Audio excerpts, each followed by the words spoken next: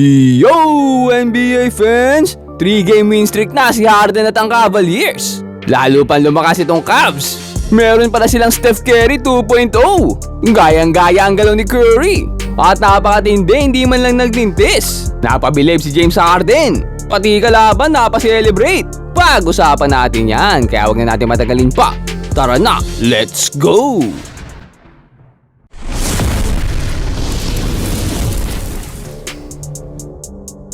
At ayun nga no, wala pang talo ang Cavs simula nang napunta sa kanila si James Harden.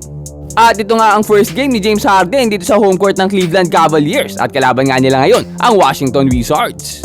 Pero sa simula pa lang ng laro ay nagpakitang gilas itong si Sam Merrill. 3 straight 3-pointers nga agad ang binigay para sa Cavs. Does Merrill have another?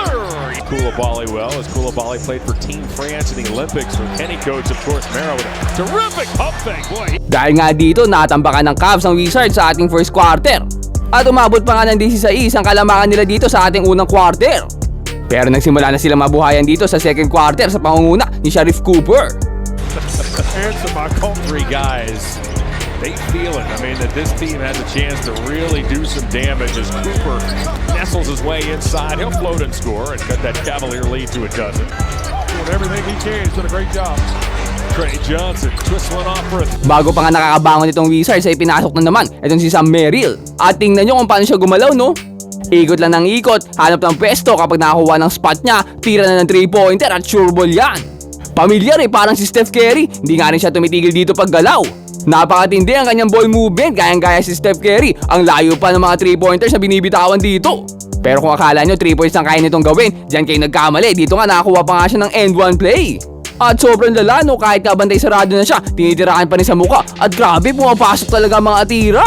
At dito nga no, talagang parang si Steph. Bigay muna bola, hanap ng pesto. Kapag nakakuha ng pesto niya, babanatan ng 3-pointer. Boom!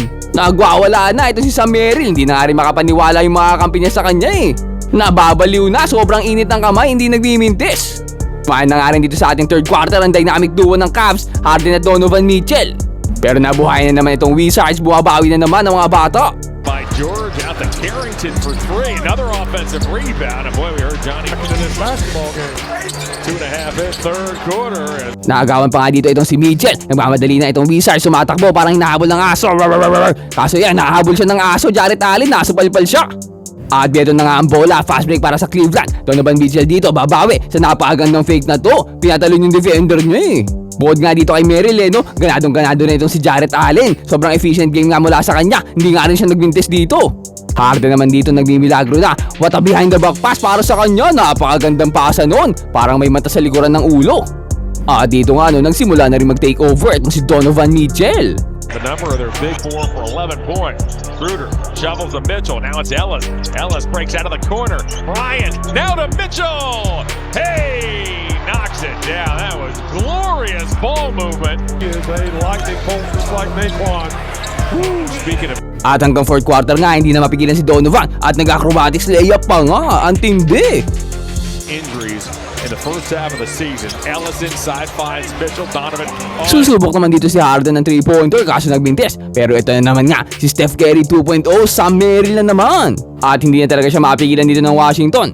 Sa play na ito nga, nasa ilalim na siya ng ring. Pero talagang lumabas pa siya, pumunta pa sa 3-point line. Mas gusto ang 3-pointer eh. At sa sobrang tindi ng performance niya, pati nga itong kalaban, napaselebrate sa kanya eh. Kahit nga siya ay nagulat. Pero yung 3-pointer na yan nga, ang nagsecure ng panalo dito para sa Cleveland Cavaliers. At natapos ang laro sa score na 138-113. 3-game win streak na itong Cleveland, napakalakas. At syempre ang dahilan niyan ay walang iba kundi ang ating best player of the game, Sam Merrill.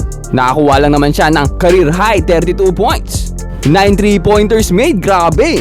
Isang beses nga lang siya nagmintis no, napakainit ng kamay. At dahil nga sa panalong yan ay nakuha na ng Cleveland dito ang kanilang 34th win of the season. Sila nga ngayon ang number 4 seed sa Eastern Conference. Nakakatakot ngayon ng Cleveland, mas lalong lumakas. Pero kayo, ano sa tingin nyo? Tingin nyo ba ay makakapalag itong lineup na to ng Cleveland Cavaliers? Comment down below and mag-subscribe ka na rin sa ating channel para lagi kang updated sa mga latest NBA happenings. Ayun lang for today, peace out and God bless.